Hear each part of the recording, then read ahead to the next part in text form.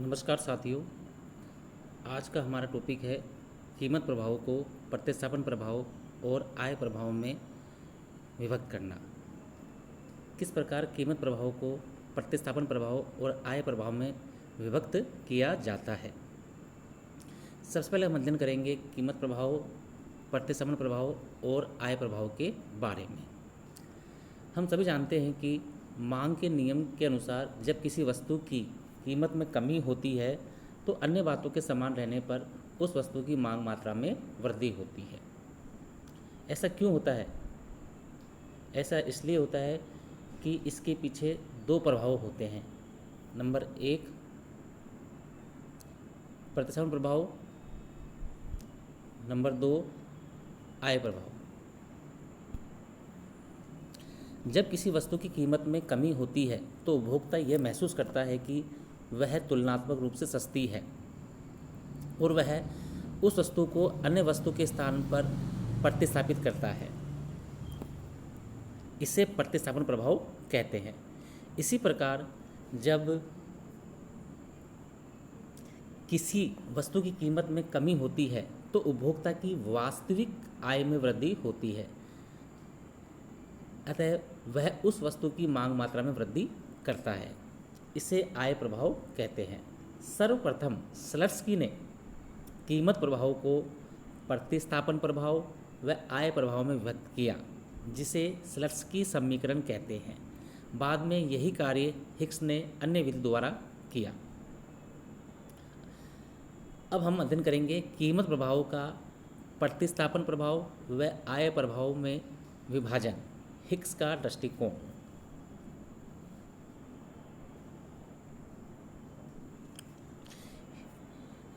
Hicks के अनुसार कीमत प्रभाव, प्रतिस्थापन प्रभाव व आय प्रभाव को इस प्रकार परिभाषित किया जा सकता है। कीमत प्रभाव। हिक्स ने कीमत प्रभाव को कैसे परिभाषित किया, ये हम देखते हैं। कीमत प्रभाव अन्य बातों के समान रहने पर किसी वस्तु की कीमत में परिवर्तन होने के परिणाम स्वरूप उस वस्तु की मांग मात्रा में होने वाले परिवर्तन को दर्शाता है। प्रतिस्थापन प्रभाव।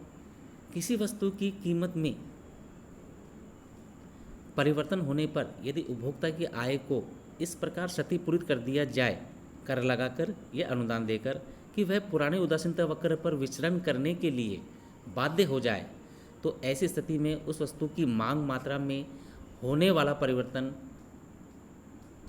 प्रतिस्थापन प्रभाव कहलाता है। प्रतिस्थापन प्रभाव में उपभोक्ता एक ही उदासीनता वक्र पर विचरण करता है, या इसे यूँ भी कह सकते हैं, एक ही उदासीनता वक्र पर होने वाला विचरण प्रतिस्थापन प्रभाव कहलाता है। आय प्रभाव।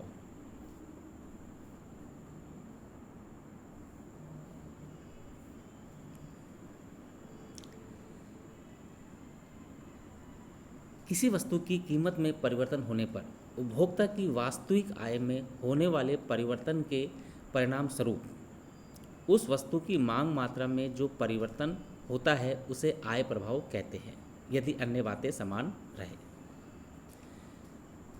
दो समांतर बजट रेखा के बीच होने वाला विचरण आय प्रभाव कहलाता है।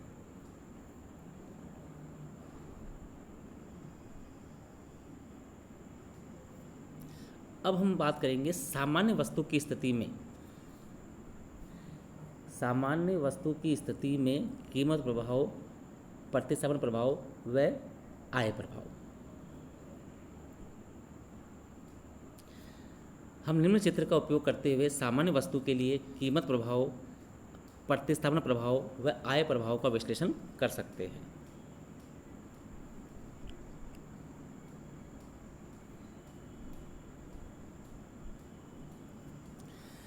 चित्र में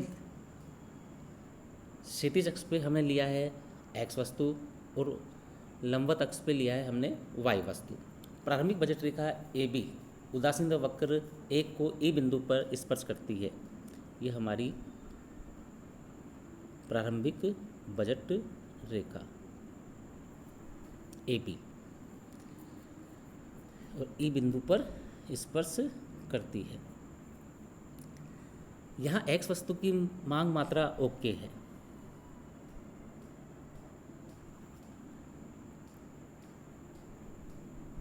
जब एक्स वस्तु की कीमत में कमी होती है तो नई कीमत रेखा AC ऊंचे उदासीनता वक्र 2 को G बिंदु पर स्पर्श करती है। ये हमारी AC कीमत रेखा और इसको G बिंदु पर स्पर्श करती है।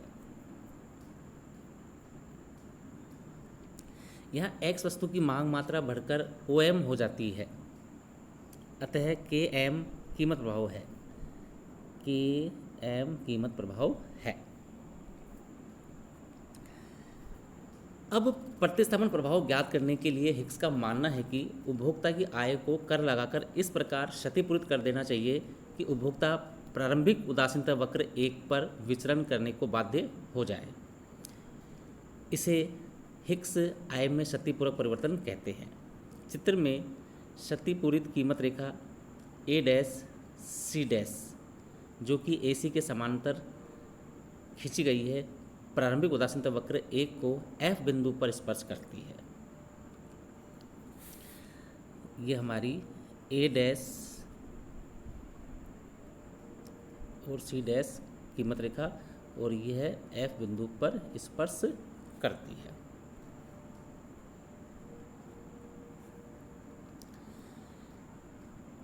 यहाँ एक्स वस्तु की मांग मात्रा OL है।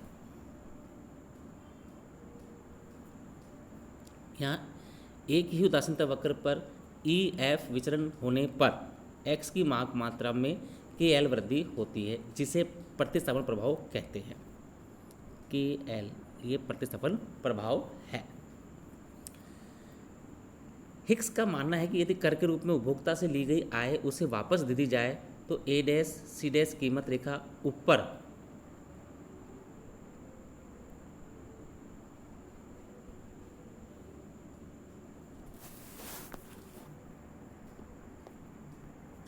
की ओर विवर्तित होकर AC हो जाती है तथा नया साम्य बिंदु G होता है, जहां मांग मात्रा में LM वृद्धि को आय प्रभाव कहते हैं। ये दो समानांतर रेखाओं के बीच विचरण है।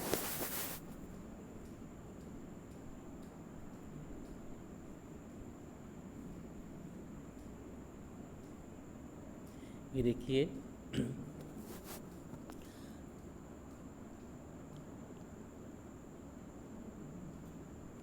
ये AC से A' C' से कीमत रेखा ऊपर की ओर बढ़कर A और C हो जाती है। यहाँ G बिंदु पर उपभोक्ता साम्य पे है, जहाँ उदासीनता वक्र 2 साम्य को दर्शा रहा है। यहाँ मांग मात्रा में वृद्धि LM है, क्योंकि आय प्रभाव दो उदासीनता वक्रों के बीच विचरण को बताता है। आय प्रभाव है LM।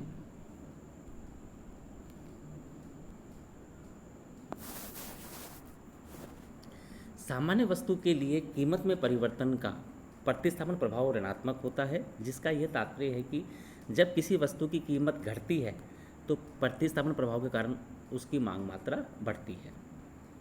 सामान्य वस्तु के लिए कीमत में परिवर्तन का आय प्रभाव ऋणात्मक होता है, जिसका तात्पर्य है कि जब किसी वस्तु की कीमत में कमी होती है तो आय प्रभाव के कारण उसकी मांग मात्रा में वृद्धि होती है। अतः सामान्य वस्तु के लिए प्रतिस्थापन प्रभाव व आय प्रभाव एक ही दिशा में कार्य करते हैं, इसलिए सामान्य वस्तु के लिए कीमत में परिवर्तन का कीमत प्रभाव ऋणात्मक होता है, जिसका तात्पर्य है कि किसी वस्तु की कीमत घटने पर उसकी मांग मात्रा में वृद्धि होती है। यहाँ मांग का नियम लागू होता है। अतः सामान्य वस्तु वह वस्तु होती है जिसकी कीमत में परिवर्तन का कीमत प्रभाव ऋणात्मक होता है। धन्यवाद।